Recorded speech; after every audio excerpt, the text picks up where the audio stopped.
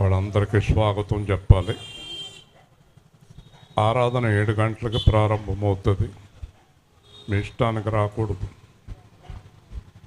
వచ్చి కంగారుగా అది ఏ లారీ బస్సు వెళ్తుందో చూసుకోకుండా వచ్చేకు. సమయాన్ని పాటించండి. యేసు ప్రభు సమయం విషయంలో చాలా ఖచ్చితంగా ఉంటాడు. మనం సమయాన్ని పాటించలేకపోతే ఏదీ పాటించలేం. మనం ఇక్కడికి సువార్తగా వస్తున్నాం, వేరే దేని కొరకు కాదు. కొత్తపాడు వాళ్ళు వచ్చి 6:30 కూర్చుంటే వేల్పూర్ వారు 7:15కి వస్తారా? రాలింగ్ వారు 7:30కి వస్తారా? ఎందుకు అలా చేస్తారు? ఖచ్చితంగా 6:30కి మీరు స్థలానికి రావాలి. 7 గంటలకు ఆరాధన ప్రారంభమవుతుంది. 8 గంటలకి వాక్యం ముగుస్తుంది. ఇది కార్యక్రమం ప్రతిరోజు. గుర్తుపెట్టుకోండి, రేపు 5:30 తర్వాత మీకు బస్సు ఉండదు. వచ్చిన వాళ్ళు ఎవరైనా రాజమండ్రి ఎలా వస్తారో ఆలోచించుకోండి. సమయం ఖచ్చితంగా పాటించబడుతుంది. దేవుని వాక్యాన్ని వరుసగా ధ్యానం చేస్తున్నాం. ఈరోజు మత్తయి సువార్త 1వ అధ్యాయం 18వ వచనం నుంచి మనం ధ్యానం చేస్తున్నాం. మత్తయి సువార్త 1వ అధ్యాయం 18వ. యేసుక్రీస్తు జననవిధం ఎట్లనగా ఆయన తల్లి అయిన మరియా యోసేపునకు ప్రధానము చేయబడిన తర్వాత వారేకము కాకమునుపు ఆమె పరిశుద్ధాత్మన గర్భవతిగా ఉండెను. ఆమె భర్త అయిన యోసేపు నీతిమంతుడయుండి ఆమెను అవమానపరచనొల్లక రహస్యముగా ఆమెను విడనాడను ఉద్దేశించెను. అతడు ఈ సంగతులను గూర్చి ఆలోచించుకొనుచుండగా ఇదిగో ప్రభు దూత స్వప్నమందు అతనికి ప్రత్యక్షమై, దావీదు కుమారుడైన యోసేపు, నీ భార్య అయిన మరియను చేర్చుకొనుటకు భయపడకుము. ఆమె గర్భము ధరించినది పరిశుద్ధాత్మ వలన కలిగినది. ఆమె యొక్క కుమారుని కనును. తన ప్రజల వారి పాపముల నుండి ఆయనే రక్షించును కనుక ఆయనకు యేసు అని పేరు పెట్టుదువనెను. ఇదిగో కన్యక గర్భవతి కుమారుని కనును. ఆయనను ఇమ్మానుయేలుని పేరు పెట్టుదురు అని ప్రభు తన ప్రవక్త ద్వారా పలికిన మాట నెరవేరునట్లు ఇదంతయు జరిగెను. ఇమ్మానుయేలును పేరునకు భాషాంతరమున దేవుడు మనకు తోడని అర్థము. యోసేపు నిద్ర మేలుకొని ప్రభుదూత తనకు ఆజ్ఞాపించిన ప్రకారము చేసి తన భార్యను చేర్చుకొని ఆమె కుమారుని కనువరకు ఆమెను ఎరుగకుండెను. అతడు ఆ కుమారునికి యేసు అని పేరు పెట్టెను. చూడండి, ఈ వాక్యం మనం ధ్యానం చేయాలంటే కనీసం 2-3 గంటలు పడుతుంది. మనకున్న సమయాన్ని బట్టి క్లుప్తంగా దీంట్లోంచి కొన్ని విషయాలు మనం ధ్యానం చేసినప్పుడు ఈ వాక్యంలో అందరూ గొప్పవారే కనిపిస్తారు. ఈ వాక్యంలో గొప్పవారు ఎవరంటే మొట్టమొదట దేవుడు, యోసేపు, మరియా, యేసు, దూత. ఇవన్నీ తీసుకుంటే ప్రతి ఒక్కరు కూడా దేవునికి విధేయులై ఉన్నవారు కనిపిస్తారు. ఈ వాక్యంలో ఎవరైనా దేవుని మాట కాదున్నారా?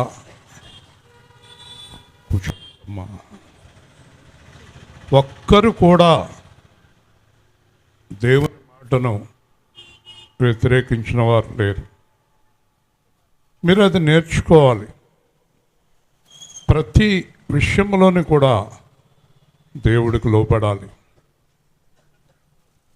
ఈరోజు వరకు మనకు ఆశీర్వాదం లేకపోవటానికి కారణం దేవుని మాటకు లోపడకపోవటం చేత.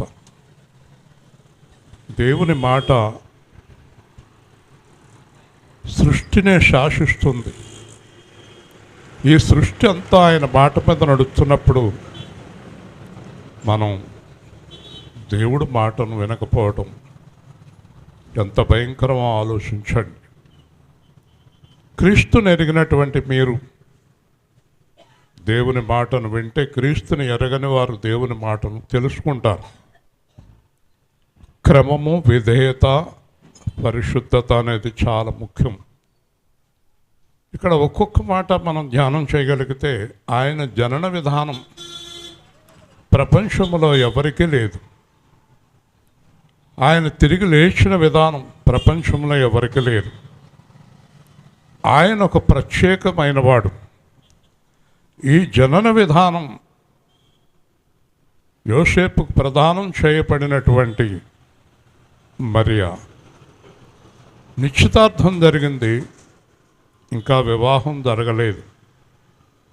నిశ్చితార్థం జరిగినటువంటి బిడ్డకు గర్భం వచ్చింది. లోకం ప్రకారం ఎవరు ఒప్పుకోనటువంటి విషయం ఇది, ఎవరు అంగీకరించినటువంటి విషయం, ఏ తల్లిదండ్రులు అంగీకరించినటువంటి విషయం.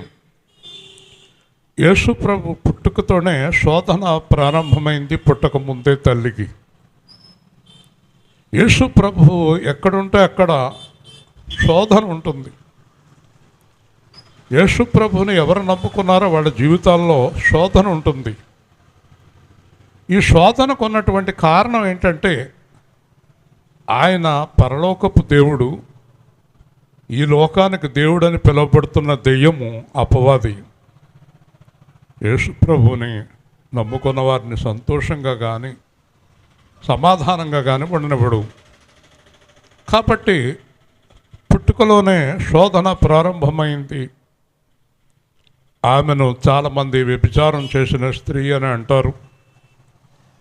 నిందలు వస్తాయి, నా నిమిత్తం నిందపడువారు ధన్యులు అన్నాడు యేసు. ఆ నింద మరీ దగ్గరే ప్రారంభమైంది.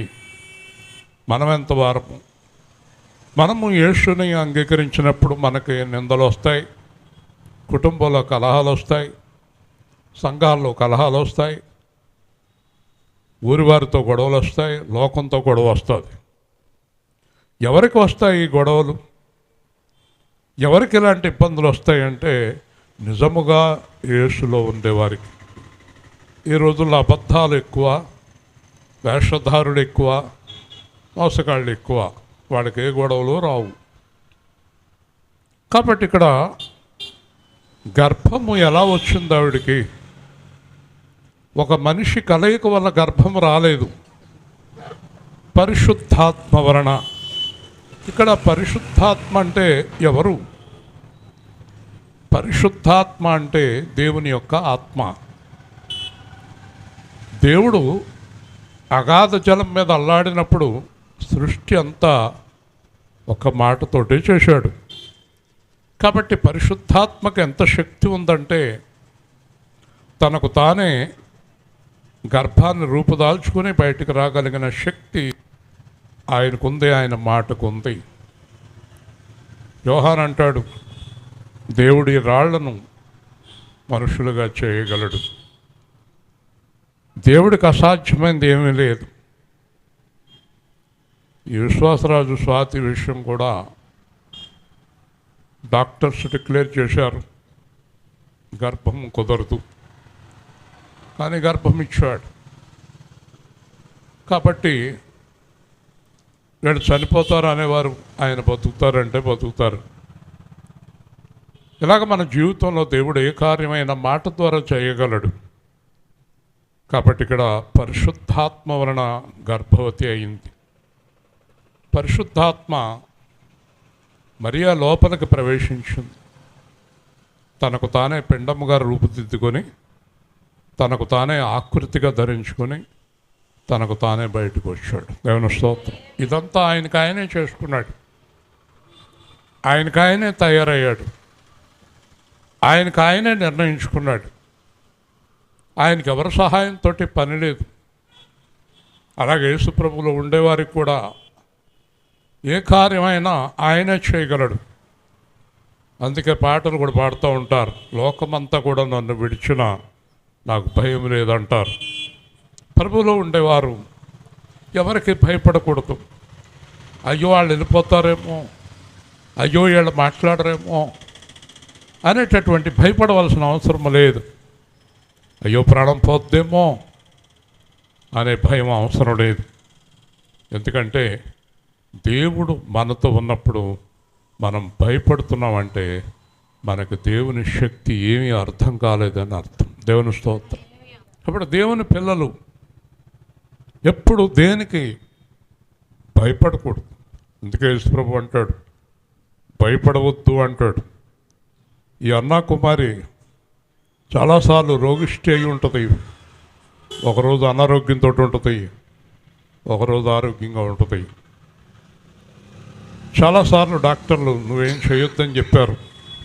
అది చేయకపోతే ఎవరు చూస్తారు, ఎవరు పెడతారు, ఎవరు ఆహారం పెడతారు, ఎవరు చూస్తారు? రోజులు ఎలా ఉన్నాయి? భయంకరంగా ఉన్నాయి. కాబట్టి ఒప్పుకున్నంతకాలం ఆవిడ చేసుకోవాలి, బ్రతకాలి.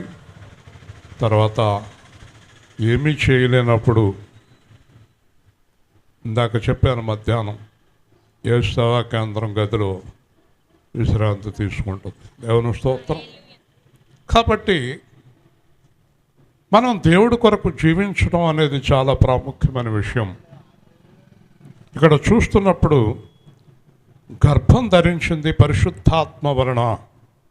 కాబట్టి మరియను ఎవరైనా పాప మాటలు మాట్లాడితే నరకం ఖాయం, నరకానికి పోతారు. ఎందుకంటే యేసుప్రభు అన్నాడు, పరిశుద్ధాత్మ ఎట్టి పరిస్థితుల్లోనూ కూడా పరిశుద్ధాత్మను దూషిస్తే నరకం ఖాయం అన్నాడు. ఎట్టి పరిస్థితుల్లోని పొరపాటు మాటలు మనం మాట్లాడకూడదు. కాబట్టి పరిశుద్ధాత్మ వలన ఆమె గర్భవతి అయింది. ఆమె గర్భవతి అయిన విషయం భర్తకు తెలిసింది. యోసేపు గురించి ఈ నెలంతా ప్రపంచమంతా మాట్లాడుకుంటారు. యోసేపు గురించి ఈ నెలంతా మాట్లాడుకుంటారు. ఎందుకంటే యోసేపు నీతిమంతుడు. ఎంత నీతిమంతుడంటే,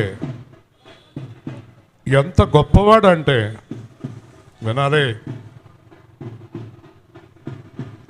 ఎంత గొప్పవాడు, ఎంత నీతిమంతుడు. భార్య గర్భవతి. ఇక్కడ నీతిమంతుడు అని దేవుడి చేత పొగడబడిన వారు బైబిల్ గ్రంథంలో చాలా తక్కువ మంది ఉన్నారు. దేవుడి చేత నీతిమంతుడు అనబడిన వారు చాలా తక్కువ మంది ఉన్నారు.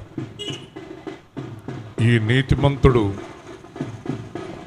యేసు ప్రభు తండ్రిగా పిలువబడ్డాడు. హల్లెలూయా. యోసేపుని ఏమంటుంది బైబిలు? నీతిమంతుడు. ఏ విధంగా నీతిమంతుడు? ఆమెను అవమానపరచునొల్లక, ఒకసారి వాక్యాన్ని జాగ్రత్తగా వినండి. ఏదన్నా ఒక విషయం తెలిస్తే వాళ్ళని అల్లరి చేయటం, వాళ్ళని హేళన చేయటం, 10 మందితో వాళ్ళ గురించి మాట్లాడటం, ప్రతి చోట వాళ్ళని అల్లరి చేయటం, వీళ్ళు ఇలాంటి వారు ఇలాంటి వారు తెలియని వారు అందరికీ చెప్పటం, ఇది దేవుడి పిల్లలకు తగదు. మీరెప్పుడు కూడా ఎవరి గురించి కూడా అలా అల్లరి చేయకూడదు. యోసేపు గురించి నీతిమంతుడిగా పిలిచిన దేవుడు మనం కూడా విషయాన్ని దాయగలిగితే, ఎవరి దగ్గర అల్లరి చేయకుండా ఉంటే మనల్ని కూడా దేవుడు నీతిమంతులుగా పిలుస్తాడు. దేవుని స్తోత్రం. కాబట్టి ప్రతి ఒక్కరిని మీరు అల్లరి చేయటానికి అలవాటు పడ్డారు. ఒక విషయాన్ని 10 మందితో పంచుకుంటున్నారు. అది మంచి విషయం కాదు, అది సువార్త కాదు. యేసు ప్రభు దగ్గరికి మీలో ఎవరు ఇంకొకరిని నడిపించిన వారు లేరు.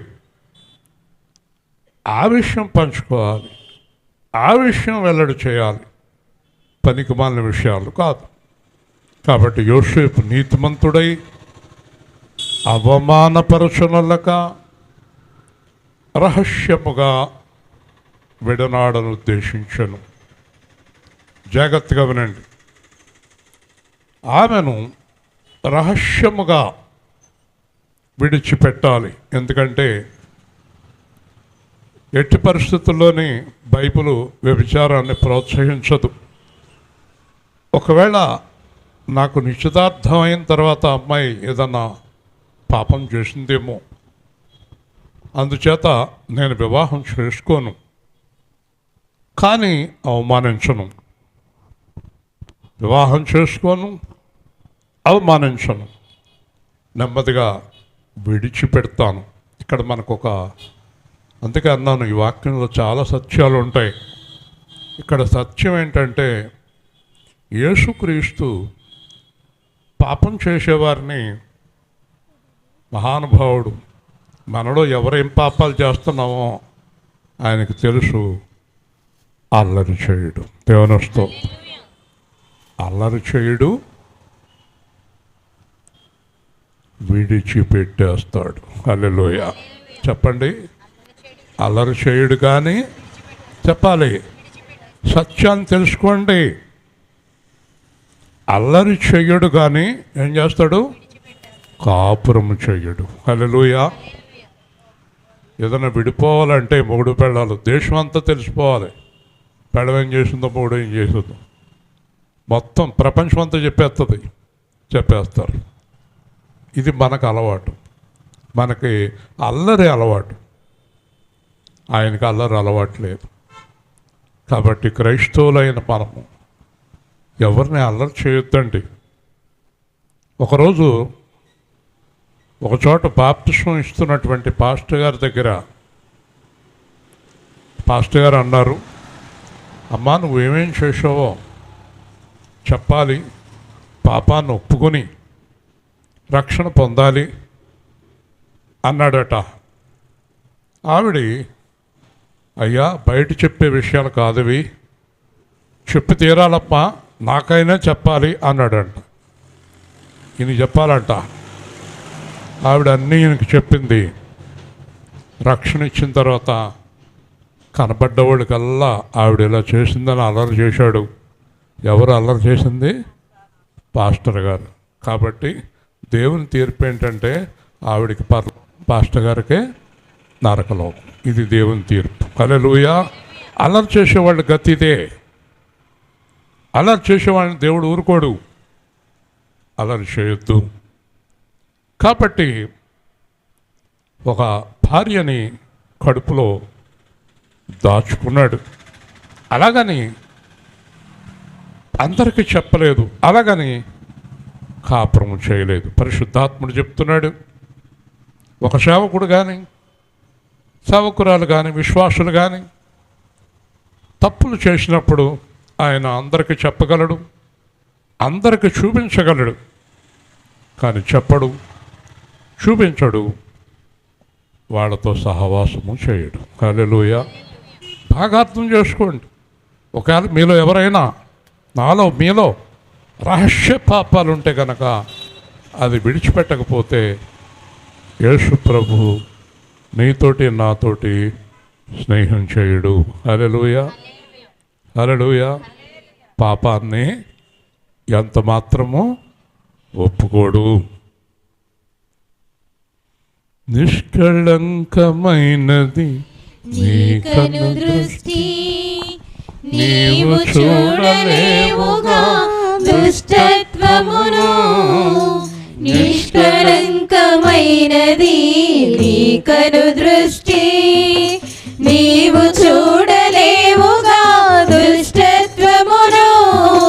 దూరస్థులమైన మమ్ము నీ రక్తముతో చేరదీసి చేర్చుకున్న స్వామి స్తోత్రము. దూతగణములెల్లా ఆరాధించిరిగా పరిశుద్ధుడు సైన్యముల యెహోవాని. నా హృదయమునందు శుద్ధి కలిగించితివి, నిన్ను చూచి నిరీక్షణ నాకొసగితివి. పెనుగాని పరిశుద్ధతను సగిన దేవా, ఘనముగాను పొగడెదను పావన ప్రభువా. దూతగణములెల్లా ఆరాధించిరిగా పరిశుద్ధుడు సైన్యముల యెహోవాని. పాపముతో పతనమైన నా దేహమును పరిశుద్ధాలయముగా చేసుకొంటివి. పరిశుద్ధ స్వాస్థ్యమునకు నన్ను పిలచిన సర్వోన్నతుడా నిన్ను స్తుతించెదను. దూతగణములెల్లా ఆరాధించిరిగా పరిశుద్ధుడు సైన్యముల యెహోవాని. నీ రక్తము చేత నాకు కలిగించితివి. నిర్భయంబుగాను పరిశుద్ధ స్థలములో ప్రవేశింపచేసి ఉన్న ప్రియా యేసువా. పూజించెద నిన్ను నాదు జీవితమంతా. దూతగణములెల్లా ఆరాధించిరిగా పరిశుద్ధుడు సైన్యముల యెహోవాని. పరలోకపు తండ్రి నీవు పరిపూర్ణుడవు. పరిపూర్ణతయందు నన్ను నడిపించితివి. సమస్తమును చేయుటకు బలపరచితివి. సమాధానకర్త నీకే వందన స్తుతులు. దేవుని స్తోత్రం. కాబట్టి దేవుడు మహాపరిశుద్ధుడు అన్న విషయాన్ని ఒక్క క్షణం కూడా మన హృదయంలో మర్చిపోకూడదు. ప్రతి క్షణము మనం పరిశుద్ధంగా జీవించే ప్రయత్నంలోనే ఉండాలి. మనకు దేవుడు సహాయం చేస్తాడు. ఒక మంచి పనికి దేవుడు సహాయం దొరుకుతుంది, కానీ ఒక చెడ్డ పనికి దేవుడు సహాయం ఎప్పుడూ దొరకదు. ఏదైనా మంచిగా చేస్తాను అంటే మనకు దేవుడే సహాయం చేస్తాడు. చెడ్డగా వెళుతున్న వారికి దేవుడు సహాయం ఎప్పుడూ దొరకదు. అబద్ధాలు మోసముతోటి ఉండేవారికి దేవుని సహాయం ఎప్పటికీ దొరకదు. కాబట్టి రహస్యముగా విడనాడను ఉద్దేశించను. అయితే ఈ సంగతుల గురించి ఆలోచించకుండా ప్రభువు దూత, సరండి, ప్రభువు దూత స్వప్నమందు ప్రత్యక్షమై, సరండి. కాబట్టి దేవుడికి సంబంధించిందంతా దేవుడే చూసుకుంటాడు. ఇక అబ్రహాం అన్నాడు యెహోవా ఈరే. ఇక్కడ అందరూ మంచివారే. మరియ మంచిది, యోసేపు మంచివాడు, దేవుడు మంచివాడు, పరిశుద్ధాత్మ మంచివాడు, అందరూ మంచివారే. అందరూ దేవుని మాట వినేవారే కనుక కార్యక్రమం అంతా దేవుడే నడిపిస్తున్నాడు. హల్లెలూయా. మీరు మంచివారుగా ఉంటే మీ కుటుంబం అంతా దేవుడే నడిపిస్తాడు. మీ జీవితం అంతా ఆయనే నడిపిస్తాడు. మీరు మంచివారుగా ఉండాలి, యథార్థ హృదయంతో ఉండాలి, పరిశుద్ధముగా ఉండాలి. అప్పుడు మీ బాధ్యత అంతా దేవుడే తీసుకుంటాడు. ఇది కూడా మనకి ఈ వాక్యంలో అర్థమవుతుంది. అన్నీ దేవుడే. రోమా 8లో ఉంటుంది, దేవుని ప్రేమించు వారికి సంకల్పము చొప్పున పిలువబడిన వారికి సమస్తము సమకూడి జరుగుతాయి. అదే దేవుడికి వ్యతిరేకంగా ఉన్నవారికి కూడా సమస్తము నాశనం అవ్వటానికి కూడా సమకూడి జరుగుతాయి. మేలైన నాశనమైన ఆయన వల్లే కలుగుతుంది. కీడైనా మేలైనా ఆయన వల్లే కలుగుతుంది. దేవుడు నిన్ను ఎంత హెచ్చిస్తాడో అంత పాతాళానికి కూడా ఆయన తొక్కుతాడు అనేది కూడా మీరు గుర్తుపెట్టుకోవాలి. మీ హృదయంలో మార్పు దేవుడికి కనబడాలి. మీరు పరిశుద్ధులని దేవుడు గ్రహించాలి. మీకు పాపం ఇష్టం లేదని దేవుడు గ్రహించాలి. మీకు అబద్ధం ఇష్టం లేదని దేవుడు గ్రహించాలి. మీకు మోసం ఇష్టం లేదని దేవుడు గ్రహించాలి. మీకు లోకం ఇష్టం లేదని దేవుడు గ్రహించాలి. హల్లెలూయా. నేను మారిపోయాను అంటే సరిపోదు. నువ్వు మారిపోయిన విషయం దేవుడు అంగీకరించాలి. నీ హృదయాన్ని దేవుడు చూసి అంగీకరించాలి. కాబట్టి ఆలోచించుకొనుచుండగా ప్రత్యక్షమై దావీదు కుమారుడైన యోసేపు, నీ భార్య అయిన మరియను చేర్చుకున్నటకు భయపడకుము. ఆమె గర్భము ధరించినది, పరిశుద్ధాత్మ వలన. హల్లెలూయా. వింటున్నారా? దేవుడే స్వయంగా మాట్లాడతాడు. ఇక్కడ మనం జాగ్రత్తగా ఆలోచించుకోగలిగితే మన జీవితంలో కలుగుతున్న అపాయాలు, మనకు శత్రువులుగా మారి మనల్ని బాధిస్తున్నవారు, మనం ఎప్పుడైతే మంచిగా మారామో, ఏంటది, మనం ఎప్పుడైతే మంచిగా మారామో, ఎప్పుడైతే దేవుడి చేత అంగీకరించబడ్డామో, మనకు ఇవ్వాల్సిన వారిలో, మన శత్రువులతో, మనకు ఆటంకపరిచేవారితో దేవుడే మాట్లాడతాడు. హల్లెలూయా. ఆయన అలాంటి వాడు కాదు. ఇప్పుడు ఆయన్ని విడిచిపెట్టండి. ఆమె అలాంటిది కాదు, మారింది. అతను అలాంటి వాడు కాదు, మారాడు. ఆ అమ్మాయి అలాంటిది కాదు, మారింది. ఆ తాగుబోతాడు ఇప్పుడు తాగుడు మానేశాడు. ఆ వ్యభిచారం చేసే అమ్మాయి ఇప్పుడు వ్యభిచారం మానేసింది. అందరికీ గొడవలు పెట్టే ఆవిడ ఇప్పుడు మారిపోయింది. ఎవరికి ఏమి ఇవ్వని వ్యక్తి ఇప్పుడు మారిపోయాడు. అందరిని దూషించే వ్యక్తి మారిపోయాడు. అందరితోటి అబద్ధాలనే వ్యక్తి మారిపోయాడు. నీ గురించి దేవుడే నీ శత్రువులతోటి, నీకు అడ్డుపడే వాళ్ళతోటి మాట్లాడి నీ కార్యం జరిగిస్తాడు. హల్లెలూయా. ఒకవేళ నీలో మార్పు రానంతకాలం దేవుడు నీ గురించి మాట్లాడు, ఏ కార్యము జరగదు. అన్ని వ్యతిరేకమే. విశ్వసించు వారికి పునాది రాయి, విశ్వసించని వారికి అడ్డురాయి. హల్లెలూయా. ఏంటి నా కార్యం జరగట్లేదు అంటది ఒక ఆవిడ. ఏంటంటే ఎందుకు జరగట్లేదు అంటది. నీ హృదయంలో మార్పు లేదు, నీ కార్యం జరగదు. నీ హృదయం లోకం మీద ఉంది, నీ హృదయం పాపం మీద ఉంది, నీ హృదయం ధనం మీద ఉంది, నీ హృదయం మోసం మీద ఉంది. నువ్వు మారితేనే నేను నీ కార్యం చేస్తాను. హల్లెలూయా. యేసు ప్రభు ఎట్టి పరిస్థితుల్లోని స్వభావానికి విరుద్ధంగా కార్యం చేయడు. ఈ వాక్యం నుంచి మీరు అది కూడా గ్రహించి, యోసేపు విడిచిపెట్టాలనుకున్నాడు. ఇంకా దేశం అంతా చెప్పక్కర్లేదు. దేవుడు యోసేపుకి చెప్తే చాలు, అందరికీ చెప్పడు. యోసేపుతో అంటున్నాడు, నీ భార్య పాపం చేయలేదు. అందరూ చెప్పండి, గట్టిగా గట్టిగా చెప్పాలి. నీ భార్య, అదే సందర్భంలో మన గురించి మాట్లాడతాడు. వాళ్ళ పాపం చేయలేదు, వాళ్ళ మనస్ఫూర్తిగా పాపం చేయలేదు, వాళ్ళు మోసం చేయలేదని నీ శత్రువులతో దేవుడు మాట్లాడతాడు. హల్లెలూయా. గట్టిగా చెప్పాలి. దేవుడే మాట్లాడి నీ కార్యాన్ని సరళం చేస్తాడు, నీ మార్గాన్ని సరళం చేస్తాడు. ఆవిడకి ఇచ్చేయి అంటాడు. అన్నా కుమారి ఇంటి పక్కనే మేము ఆరాధన మొదలుపెట్టాం. దేవుడు ఆశ్చర్యకరంగా అక్కడికి నడిపించాడు ఆదివారం సాయంత్రం. కాబట్టి రాబోయే దినాల్లో దేవుడు ఆమె గృహం ఆవిడకి ఇచ్చిన తర్వాత దేవుడు చిత్తమైతే అది ఆలయంగా మారచ్చు. దేవుని స్తోత్రం.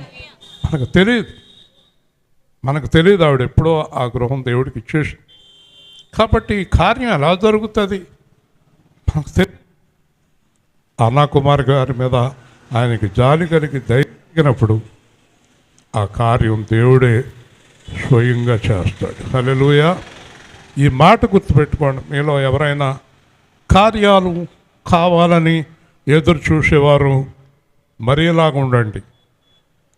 యోసేపుతో దేవుడు మాట్లాడినట్టు మీకు కార్యం చేయవలసిన వారితో దేవుడు మాట్లాడతాడు. ఆమె పాపము చేయలేదు, ఆమె పాపము చేయలేదు.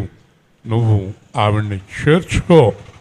నేను చెప్తున్నాను, ఆవిడ్ని చేర్చుకో. అలాగే ఫిలోమోస్కి పౌలు గారు ఉత్తరం రాస్తూ ఒనేషీము గురించి మాట్లాడుతున్నాడు. ఒనేషీము ఫిలోమోస్ దగ్గర మోసం చేసి జైలుకు వచ్చాడు. జైల్లో పౌలుకి పరిచర్య చేస్తున్నాడు.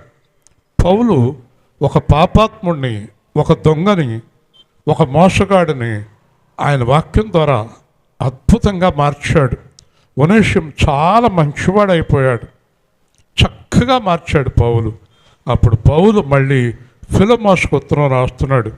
ఫిలోమోసు, ఒనేషిం ఇదివరకటి మనిషి కాదు, ఇప్పుడు మారిపోయాడు, ఇప్పుడు తప్పు చేయడు, నీవు ఒనేషిమును చేర్చుకో. గట్టిగా దేవుని స్తోత్రం చెప్పండి. మీకు అర్థమవుతుందా? మన జీవితాల్లో ఉన్న ఆటంకాలన్నీ తొలగిపోయేది ఎప్పుడంటే మరేలాగా ఉన్నప్పుడు, యేసులాగా ఉన్నప్పుడు, పౌల్లాగా ఉన్నప్పుడు. ఒక్క మాటలో చెప్పాలంటే మారు మనసు పొందిన తరువాత. ఒకవేళ మీరు జీవితకాలం అంతా మారు మనసు పొందకుండా ముసలివాళ్ళు అయిపోయి చచ్చిపోయారు అనుకోండి, ప్రయోజనం ఏమీ లేదు. మారు మనసు పొందే వరకు మీ జీవితంలో, నా జీవితంలో, క్రైస్తవ జీవితంలో దేవుడు ఒక్క కార్యం కూడా చెయ్యడు. హల్లెలూయా. ఏం పొందాలి? గట్టిగా చెప్పాలి, మారు మనసు పొందాలి. పొందకుండా దేవుడు కార్యం చేయడు. మీరు 40 రోజులు ఉపవాసం చేసినా, ఎన్ని చర్చిలకు తిరిగినా, దశమ భాగాల కానుకలు ఇచ్చినా, ఎన్ని అడావుళ్ళు చేసినా, ఎన్ని మీటింగులు పెట్టినా, ఏం చేసినా, చర్చ్ దగ్గరికి వెళ్ళి ప్రార్థనలు చేసినా, కానుకలు వేసినా, ఏం చేసినా మనస్సు మారకుండా దేవుడు కార్యము చెయ్యడు. హల్లెలూయా, హల్లెలూయా. అర్థమైందా? తెలుసుకోండి. రాత్రి ఒక ఆయన అన్నాడు, యథార్థమైన క్రిస్మస్ సువార్త మీరు ప్రకటిస్తున్నారు. హల్లెలూయా. నేను క్రీస్తుని మీలో జన్మింపచేసే సువార్తను ప్రకటిస్తున్నాను. భోజనాలు చేసి కేకులు తినే సువార్తలు నేను ప్రకటించడం లేదు. పెట్టుకున్న వాళ్ళని పొగిడే సువార్తలు నేను ప్రకటించడం లేదు. మీ హృదయంలో యేసు జన్మించాలనే సువార్తను నేను ప్రకటిస్తున్నాను. హల్లెలూయా. అప్పుడప్పుడు మిస్ అయిపోతుంది మైక్. కాబట్టి మనం చాలా జాగ్రత్తగా ఉండాలి. హృదయాన్ని దేవుడి వైపుకి తిప్పుకోవాలి. ఆమె గర్భము ధరించినది పరిశుద్ధాత్మ వలన. కాబట్టి సాక్షాత్ దేవుడే ఆమె గర్భంలోకి వచ్చాడు. యోసేపు, నువ్వు ధన్యుడివి, నువ్వు గొప్పవాడివి. ఎందుకంటే ప్రపంచమంతా యేసు ప్రభు రాకడొచ్చే వరకు మరియను తల్లిగా, నిన్ను తండ్రిగా ఘనపరుస్తారు. హల్లెలూయా. ఎందుకంటే ఈరోజు మనం మరియ గురించి చెప్పుకుంటున్నాం, యోసేపు గురించి కూడా చెప్పుకుంటున్నాం. యోసేపుని ఎవ్వరు ఒక్క మాట అనే జీవితంలో లేడు. చక్కని మంచివాడుగా యోసేపు మనకు కనిపిస్తూ ఉన్నాడు. కాబట్టి ఆమె ఒక కుమారుని కనను. ముందే చెప్తున్నాడు. ఈ బేబీ గారు అడుగుతూ ఉంటుంది, ఒక మనవడో అని కదా. దేవుడే చెప్తాడు. ఇక్కడ అంటున్నాడు, ఆమె ఒక కుమారుని కనును. మరి ఈ కుమారుడు ఎవరట? అదే మన సువార్త. తన ప్రజలను కాబట్టి ప్రజలను అన్నాడు. ప్రపంచంలో ప్రతి మనిషిని చేసింది ఆయనే. ప్రతి మనిషి లోపల ఊపిరి ఊదింది ఆయనే. ఆయనే మనలను పుట్టించెను. మనకు ఆయన తండ్రి, ఆత్మ ఆయనే ఇచ్చను అని బైబిల్ చెప్తుంది. కనుక ప్రపంచంలో మానవ జన్మ ఎత్తిన వారందరికీ ఆయనే తండ్రి. హల్లెలూయా. తన ప్రజలను వారి పాపముల నుండి, చాలా జాగ్రత్తగా వినాలి వాక్యాన్ని, అంటే వారి చేసిన పాపములు, ప్రజలు చేసిన పాపములు. వింటున్నారా?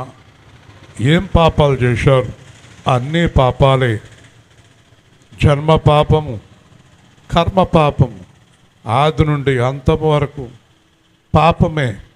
ఒక మనిషి పుట్టిన కాడి నుంచి పాపములు పుట్టి పాపములోనే పెరుగుతాడు. మా అమ్మాయి చాలా మంచిది అంటానికి లేదు, మా అబ్బాయి చాలా మంచోడు అంటానికి లేదు. రాత్రి ఒక ఆయన సాక్ష్యం చెప్తున్నాడు, నేను ఎప్పుడు పాపం చేయను, నాకు యేసు ఎందుకు అనుకున్నాడట. ఇలాంటి సువార్త విన్నాడంట. సువార్త విన్న తర్వాత అతను అన్నాడంట, నేను పాపం చేయలేదు అనుకుంటూ అందరినీ పాపాత్ములు అనుకునేవాడిని, అదే నేను చేసిన పెద్ద పాపం అన్నాడు. హల్లెలూయా. కాబట్టి పాపం అనేది ప్రతి మనిషి హృదయాంతరాల్లో ఉంది. మానవుని హృదయం బాల్యం నుండి చెడ్డది. కాబట్టి నేను పాపము లేని వాడను అనే శక్తి ఎవరికి లేదు. కాబట్టి తన ప్రజలను వారి పాపము నుండి ఆయనే రక్షించును. హల్లెలూయా. రక్షించును. పాపము నుండి రక్షించుట. మనం అసలు ఈ రక్షణ కార్యంలో ప్రధానమైన కార్యం ఏంటి? పాపము నుండి రక్షించుట. ఒక ఇద్దరు చనిపోయారు, దేవుడి దగ్గరికి వెళ్ళారు. ఒక అతన్ని నరకానికి వెళ్ళమన్నాడు, ఒక అతన్ని పరలోకానికి వెళ్ళమన్నాడు. ఈ నరకానికి వెళ్ళి అతను అడిగాడు, అదేంటండి, అతను నేను కలిసి పెరిగాం, కలిసి జీవించాం, చివరిదాకా కలిసే ఉన్నాం, నేను నరకానికి వెళ్ళడం ఏంటి, ఆయన పరలోకానికి వెళ్ళడం ఏంటంటే దేవుడు చెప్తున్నాడు, నువ్వు అతను కలిసి పెరిగారు, కలిసి వ్యాపారం చేశారు, బాగానే ఉన్నారు, కానీ ఇతని పాపములు క్షమించబడినవి, నీ పాపములు అలాగే ఉన్నాయి. హల్లెలూయా. చూసారా? అదేంటండి, అతని పాపాలు ఎలా క్షమించబడినాయి? అతడు సువార్త విని నమ్మి ప్రార్థన చేసి రక్షణ పొంది పాపం లేనివాడిగా ఉన్నాడు. నువ్వు రక్షణ పొందలేదు సరికదా, ఎప్పుడు ఇతన్ని హేళన చేస్తూ వచ్చావు. ఓహో, నువ్వు పరిశుద్ధుడువా అన్నావు, మేము పాపాత్మా అన్నావు, చాలాసార్లు నువ్వు హేళన చేశావు. అవన్నీ కూడా ఇదిగో నీకు చూపిస్తున్నాను, ఎప్పుడెప్పుడు హేళన చేశావు. కాబట్టి నువ్వు పాపాన్ని కూర్చుకుంటూనే వచ్చావు. అతడు రక్షింపబడ్డాడు. హల్లెలూయా. చూసారా? అతడు నరకానికి పోయాడు, ఇతను పరలోకానికి వెళ్ళాడు.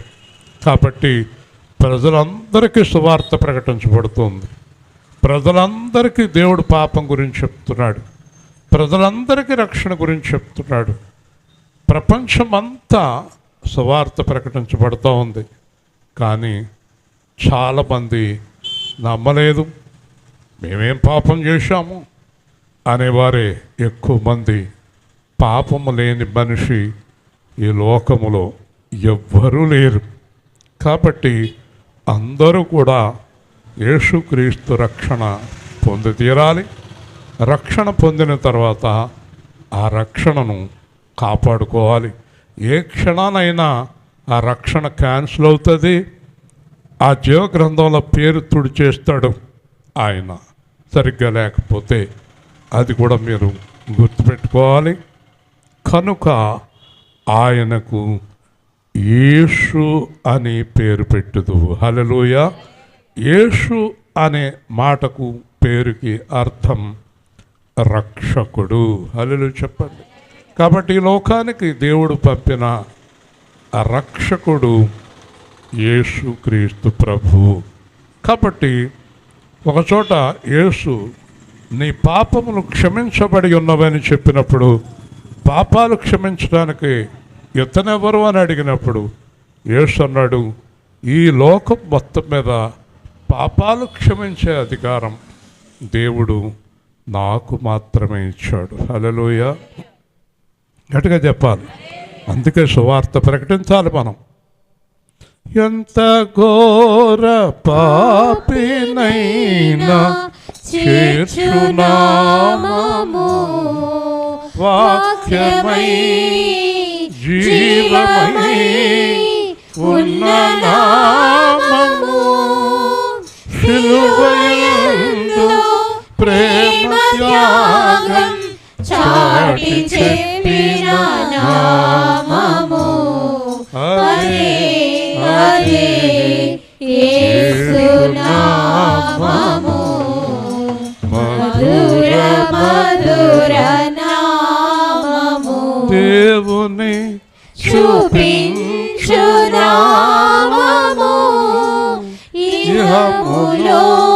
కాపాడు నామము పవిత్రపరచు నామము అదే అదే యేసు నామము మధుర మధుర నామము పరమునకు మార్గమైన నామము ఇహములో కాపాడు నామము వ్యాధి బాధ దుఃఖమును తొలగించు నామము అదే అదే యేసు నామము. కాబట్టి ఎవరికైనా మీ హృదయంలో కొన్ని సాక్ష్యాలు విన్నాను, నా సాక్ష్యం కూడా అదే. ఎప్పుడైనా మీ హృదయంలో దేవుడి దగ్గర ఒంటరిగా నేను పాపినని ఏడవగలిగారా? దేవుడి దగ్గర మీ పాపాలు అంగీకరించారా? వెక్కి వెక్కి మనస్ఫూర్తిగా ఏడగలిగారా? రాత్రి ఒక సాక్ష్యం చెప్పాయని చెప్తున్నాడు. ఒక రాత్రి 9:30కు మొదలుపెట్టి తెల్లవారి 6 దాకా ఏడ్చాడట, నేను పాపినని. ఉదయకాలం మందే దేవుడు నీకు రక్షణ వచ్చింది అన్నాడంట. హల్లెలూయా. మీరు అదే పనిగా పాపం చేస్తూ దేవుడిని క్షమించమని అడుగుతున్నారా? మీ పాపాలు క్షమించబడ్డాయా?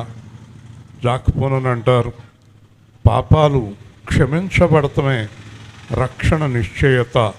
మీరు రక్షణ పొందామనుకుంటున్నారు, కానీ మీ పాపాలు క్షమించానని దేవుడు మీతో ఎప్పుడు మాట్లాడా? దేవుడు మీతోటి అమ్మా మీ పాపాలు క్షమించబడి అని చెప్పాడా? ఎప్పుడైనా మీతో మాట్లాడా? అలా మాట్లాడలేదనుకోండి, మీ పాపాలు అలాగే ఉన్నాయని మీరు గుర్తుపెట్టుకోవాలి. బాప్తిసం పొందేసామండి, చర్చికి వెళ్తున్నామండి, కానుకలు ఇచ్చేస్తున్నామండి, మీటింగులు పెట్టేస్తున్నామండి, ఉపవాసాలు చేసేస్తున్నామండి, మీ పాపాలు క్షమించబడలేదండి.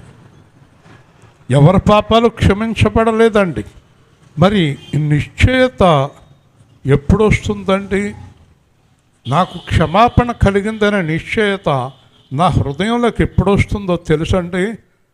నాలో ఉన్న పాపాన్ని నేను చంపేసిన వెంటనే నా హృదయంలో నిశ్చయత వస్తుంది. హల్లెలూయా. కానీ పాపంలో కంటిన్యూ అయిపోతున్నారు. అవే ఆలోచనలు, అవే పనులు, ఇంతకుముందు అదే, ఇప్పుడు అదే. అంచేత రక్షణ నిశ్చయత లేదు. అర్థమైందా? ఒక మాట చెప్తాడు స్టీఫెన్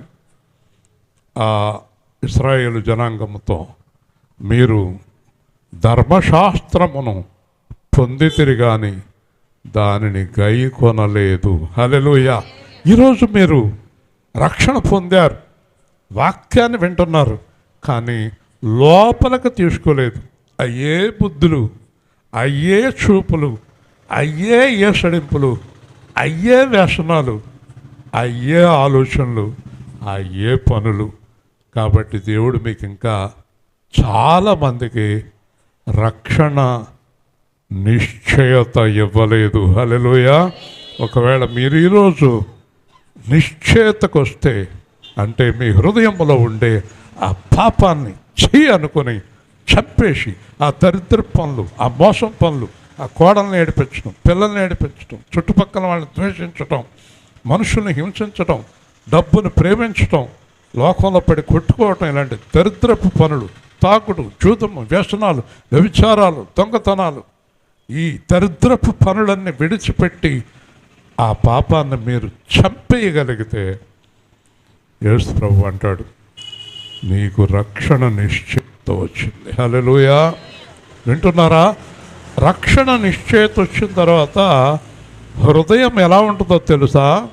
గుర్తుపెట్టుకోండి. కానీ నేను పాపం చేయకూడదు అనే నిర్ణయానికి నువ్వు వచ్చిన తర్వాత, దేవుని ఆత్మ నీ హృదయంలో మాట్లాడిన తర్వాత, నీ హృదయం తేలికగా మారిపోద్ది. హల్లెలూయా. తేలికగా, ఎంత తేలికైపోద్దంటే ఆ అనుభవంలో మీరు ఎవరైనా ఉన్నారా? ఒక్కసారి అనుభవంలో ఉన్నవారు కుడి చేయి చూపించండి. అయ్యా నేను ఆ అనుభవంలోకి వెళ్ళాను, నా హృదయం తేలికైపోయింది అనే అనుభవం కలిగిన వారు చూపించండి. చూసారా, వింటున్నారా? ఇద్దరు ముగ్గురే ఎత్తుతున్నారు, అది కూడా ఎత్తుదాం మాందాం అన్నట్టు. కాబట్టి విశ్రాంతి అనే దానికి అర్థం అదే. నీకు విశ్రాంతి ఎప్పుడు దొరుకుతుందో తెలుసా? పాపం నీ హృదయంలోంచి వెళ్ళి సమాధి అయిపోయిన తర్వాత. హల్లెలూయా. అప్పటి వరకు నీ హృదయానికి విశ్రాంతి వరకు అది ఎక్కడో ఉంది, ఇంకా ఎక్కడో ఉంది, ఇంకా ఎక్కడో ఉంది, ఎక్కడో ఉంది, ఎక్కడో ఉంది కదా. పూర్వం ఏమనేవారు? కడివెడి పాలలో ఒక్క విషపు చుక్క. ఎంత బాన పాలలో విషపు చుక్క ఎంత ఉంటుంది? చిన్న డ్రాప్ వేస్తే పాలు అంత ఏమవుద్ది? చెప్పాలి, మళ్ళీ చెప్పాలి, భయంకరమైన విషయంగా మారిపోతుంది. హల్లెలూయా. తెల్లని గోడ మీద, వస్త్రం మీద చిన్న మచ్చ కూడా క్లియర్గా కనిపిస్తుంది. కాబట్టి హృదయంలో ఉన్న ఈ దరిద్రాన్ని కనీసం ఈ రోజైనా కడిగి వేసుకోండి. హల్లెలూయా. అప్పుడు మీ హృదయం తేలికైపోతుంది, గాలిలో తేలుతున్నట్టు ఉంటుంది జీవితం. హల్లెలూయా. హల్లెలూయా. పాపం లేని జీవితం, యేసుక్రీస్తు క్షమించిన జీవితం ఎంత హాయిగా ఉంటుందో తెలుసా? ఎంత ప్రశాంతంగా ఉంటుందో తెలుసా? ఒకవేళ మీరు చెప్పినా మీ ముఖాన్ని చూసి మీరు ప్రశాంతంగా ఉన్నారో లేరో నాకు బాగా అర్థమైపోతుంది. హల్లెలూయా. మీరు అబద్ధం ఆడినా పని అవ్వదు, నాకు తెలుస్తుంది. మీ హృదయంలో ఎవరి మీద ఒకరి మీద కక్ష ఉన్నా కూడా మీ హృదయానికి విశ్రాంతి దొరకదు. హల్లెలూయా. అర్థమైందా రక్షణ గురించి? కాబట్టి ఆయన పాపము నుండి రక్షించును. కన్యక గర్భవతి అయి కుమారుని కనును ఇమ్మానుయేలు అని పేరు పెట్టుదురు. కొన్ని వేల సంవత్సరాల కిందటే దేవుడు చెప్పాడు, యేసు వస్తాడు, కన్యక గర్భవతి అవుతుంది, ఇమ్మానుయేలు అనే ఆయన వస్తాడు. ఇమ్మానుయేలు అనే మాటకు దేవుడు మనకు తోడై ఉన్నాడు. జాగ్రత్తగా వినండి, అయిపోయింది వాక్యం. దేవుడు పరలోకంలో ఉన్నాడు, మనుషులు ఈ లోకంలో ఉన్నారు. కాబట్టి మనుషులు దారి తప్పిపోతున్నారు. దేవుడు ఎవరో ఎరగక ఉన్నారు. ప్రవక్తలు వచ్చారు, రాజులు వచ్చారు, అనేక మంది వచ్చి దేవుడు ఇలా ఉంటాడు, దేవుడు ఇలా ఉంటాడని చెప్పారు, కానీ వాళ్ళు దాంట్లో నిలబడలేకపోయారు. దాని పేరే పాత నిబంధన. కాబట్టి దేవుడు ఒక ఆలోచన చేశాడు, నేను ఎక్కడో పరలోకంలో ఉండి ఎక్కడో కింద భూలోకంలో ఉన్నటువంటి వారికి నేను అర్థం కావటం లేదు, వాళ్ళకి నేను ఎవరో వాళ్ళకి తెలియటం లేదు.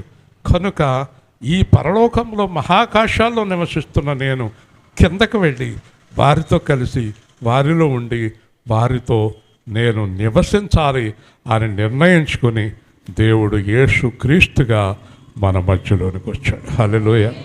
హల్లెలూయా చెప్పండి. ఇప్పుడు పరలోకంలో ఉన్న యేసు దేవాది దేవుడు ఎక్కడికి వచ్చాడు? కిందకు వచ్చాడు. ఎవరితో ఉండటానికి? నీతోటి నాతోటి కలిసి నివసించటానికి. నేను ఒక ప్రశ్న అయినా ముగించే ముందు, దేవుడు దూరంగా ఉన్నప్పుడు దూరంగా ఉన్నాడు అన్నారు, ఎక్కడో ఉన్నాడు అన్నారు, మాకేం తెలుసు అన్నారు. మధ్యకు వచ్చాడు, మీతో ఉన్నాడు, నాతో ఉన్నాడు. ఇప్పటికి కూడా దగ్గరికి వచ్చిన దేవుణ్ణి కూడా అంగీకరించడం లేదు, తోడైన దేవుణ్ణి కూడా అంగీకరించడం లేదు. మరి ఇంకేం చేయాలి దేవుడు?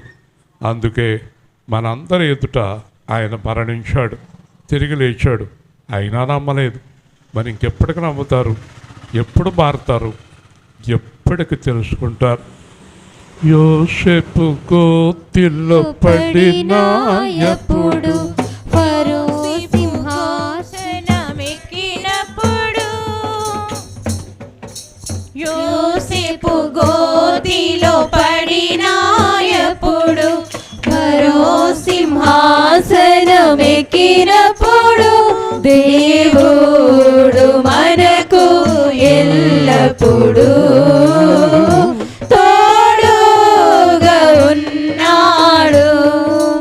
దైవాజ్ఞ శిరస వహించి దివ్యముగా అబ్రహాము కన్న కుమారుని కండ ఖండించుటకు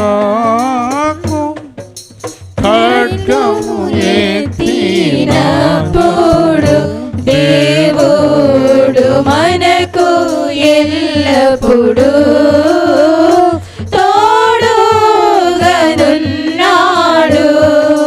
సింహపు పోరును దానియేలు శద్రకు మేషకు అబేద్నెగోలు అగ్నిగుండములో వేయబడినప్పుడు గురిగా కనబడినాయప్పుడు దేవుడు మనకు ఎల్లప్పుడూ తోడుగనున్నాడు.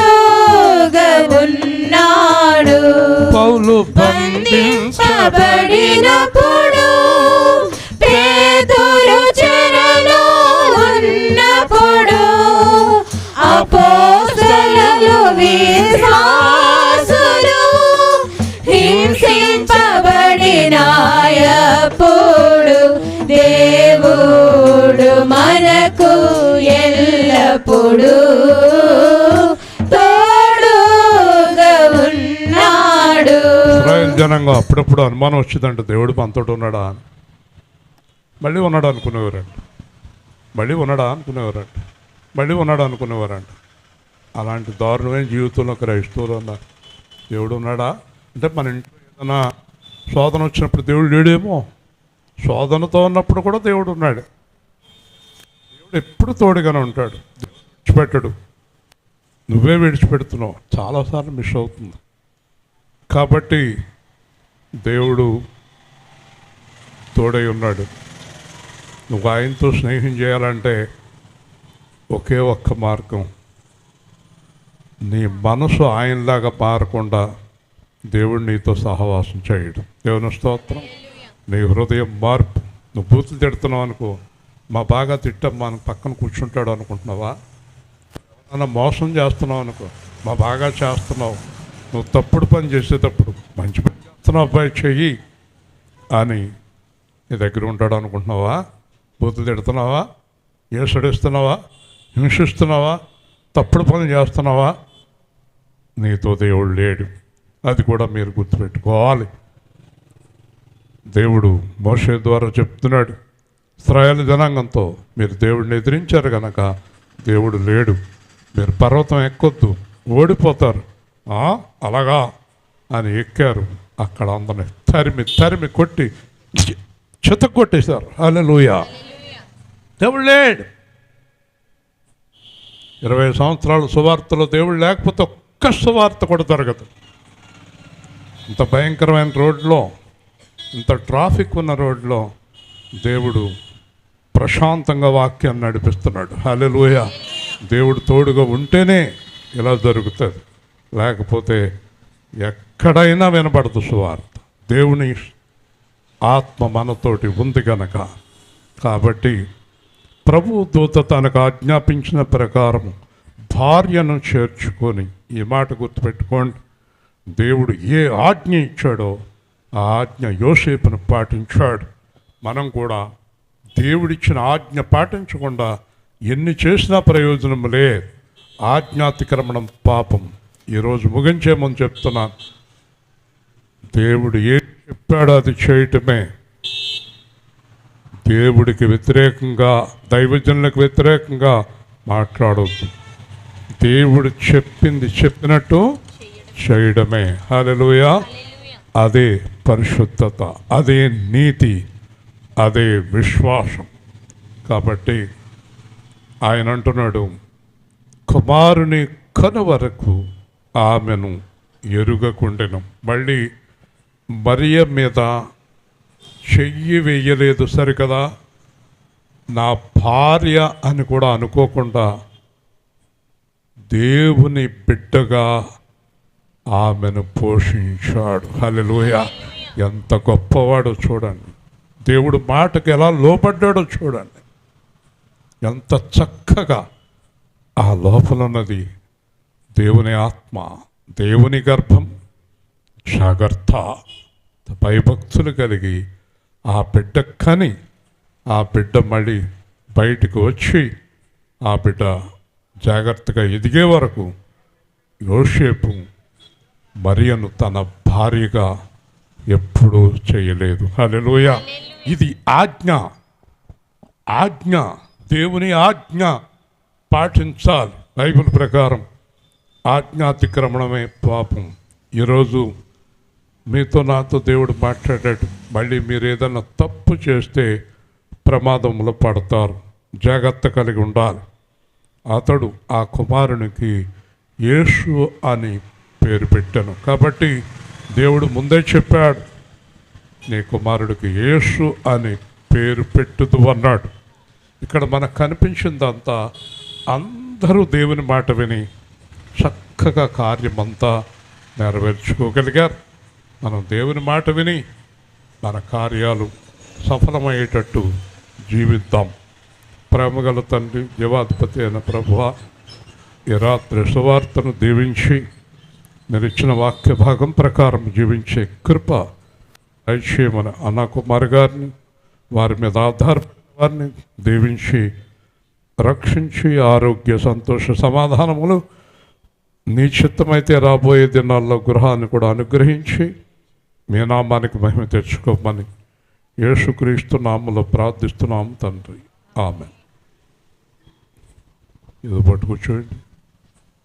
నాకు డౌట్ వచ్చింది.